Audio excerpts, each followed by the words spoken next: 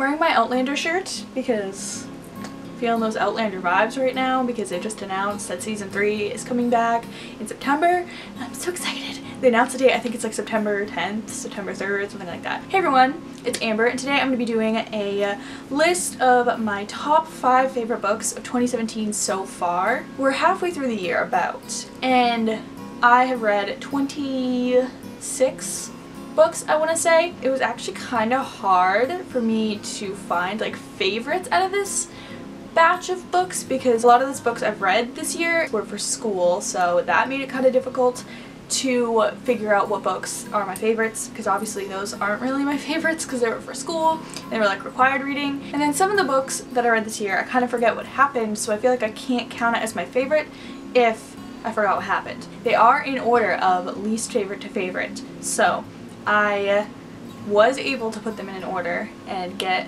a number 1, which I'm very confident in my number 1. I'm really wondering if they're going to change in my top 10 books of 2017 video at the end of the year. I'm going to be going from least favorite to favorite, and obviously these are all my favorites, so like I liked all of them. Number 5 on my favorite book list is the Heroes of Olympus series by Rick Riordan. This one I haven't read yet, but I'm on the 4th one right now. I haven't really started that one yet. This is just the 5th one, and I just grabbed this one because it was the easiest one to grab on my shelf and I'm lazy. This series is definitely one of my favorites of the year because it's so fun and I feel like it's such a nice kind of in-between series because it's so much fun. The characters are so funny and I really love them, and it's really the characters that make this series good and make it what it is. Rick Riordan writes like the funniest, cutest, most adorable characters, and I really love reading about them. And this series is definitely no exception to that. We see like old favorites and we see new people, and it just weaves in together so well, and I really love the way that this series is going. Also, the audiobooks are really good. I've been listening to the audiobooks. They just changed the narrator and I'm like, why do you change the narrator of the audiobook like halfway through?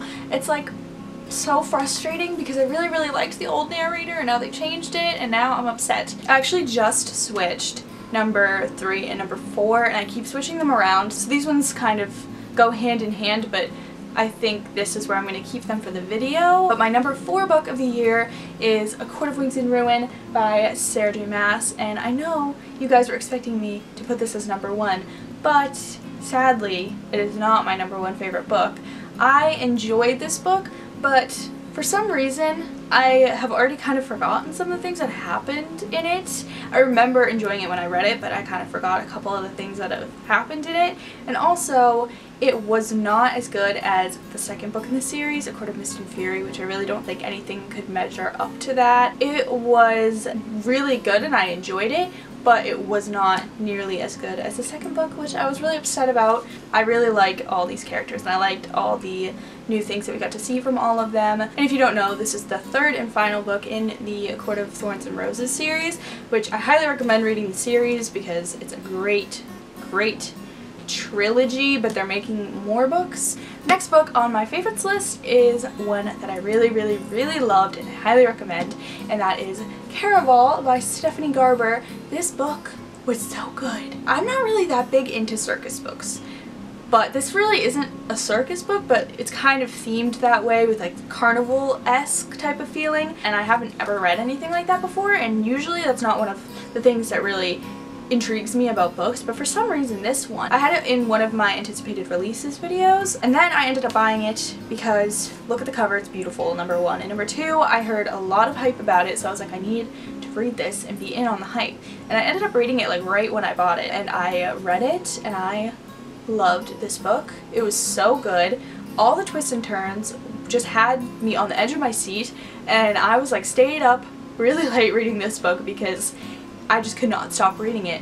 At the end, there's like plot twist after plot twist after plot twist, and it really hooked me, and I like loved it. It was very good. I have a review of it if you want to watch that. I'll link it up in the I button. Hopefully I remember to do that because I never remember. Basically, it's about these 2 girls, this one girl Scarlett and her sister Tella, and Scarlett has really been wanting to go to this thing that they hold in this world called Caraval, and it's basically like a game type of thing, but like a carnival carnival game type of deal, and she really wants to go and like play this game, and she ends up writing these letters to the master of Carnival and asking if she could like come and play or come and watch the game. So eventually she gets invited to come with her sister, and they both go, and when they get there her sister gets taken, and it turns out that the object of the game that year is whoever finds her sister first wins. And there are just so many twists and turns and plot twists, and there's a little bit of romance, and you really don't know who to trust or what is real, which is one of the things that I really loved about this. You just are always on the edge of your seat and you don't know what to expect. And I really also liked the writing style. It was just so good. I really loved this book, so this definitely fits on my top 5 favorites of the year so far, and I'm sure it will still be there at the end of the year once I've read a lot of other good books, because this was so good, and I really loved this book. So next up we have the number 2 slot, which is Alex Approximately by Jen Bennett, which, as you guys know if you've watched my videos before, hi, I love Alex Approximately by Jen Bennett. I'm obsessed with it. I've talked about it a lot. It is so amazing. It's one of my favorite contemporaries, and I really loved it. I just like was reading it so slow at the end because I just didn't want it to be over. If you don't know what this is about, this follows a girl named Bailey, and she is a part of this like community online where she likes to talk about old movies and stuff, and she makes this friend on there named Alex. That's his screen name. They both have screen names, so they don't know who each other is. And Alex lives in California, and he's like, oh hey, come to California, because he knows that her dad lives there, and come visit your dad and we can go to this cool film festival. And since she doesn't know who he is, she doesn't tell him, but she ends up moving in with her dad in California, and she is trying to figure out who Alex is, but also living her life in California at the same time while trying to like investigate and figure out who this guy is and if he's creepy or not. And she gets a job at this museum and meets this guy named Porter, who I love so much. And she sparks kind of like a little rivalry with Porter, and what she doesn't know is that Porter is Alex and they're the same person.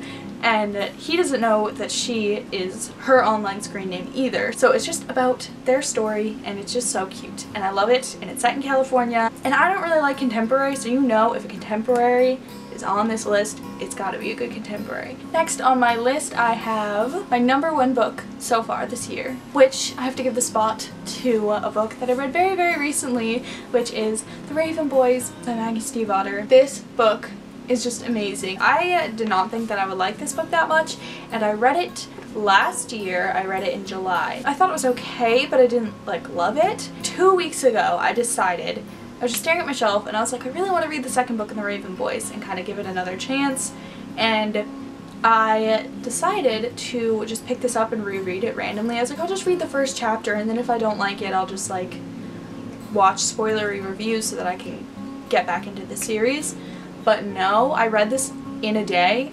I didn't just read the first chapter, I read the whole entire thing, and it was amazing. What I really love about the series is kind of like all-encompassing. It's about what's happening in the book, but it's also really focused on the characters. I absolutely love this because you just feel so close to the characters, like you feel like they're your friends, and you feel like you know them in real life, which is weird. Like, they're just so realistic that you just feel like you know them. I just love them all for different reasons. It is about this girl named Blue, and she is the only non-psychic in a family of psychics, and she's kind of like the main character in this book. And then we meet the Raven Boys, who are Gansey, Ronan, Noah, and Adam, and they all have their own backstories. Gansey has been setting out on this quest to find this dead Welsh king who is said to grant you a wish if you wake him up, but he's kind of just in it for the adventure and stuff, and he has the other boys along with him to go do that, and eventually Blue meets up with them and goes to hunt down this dead Welsh king,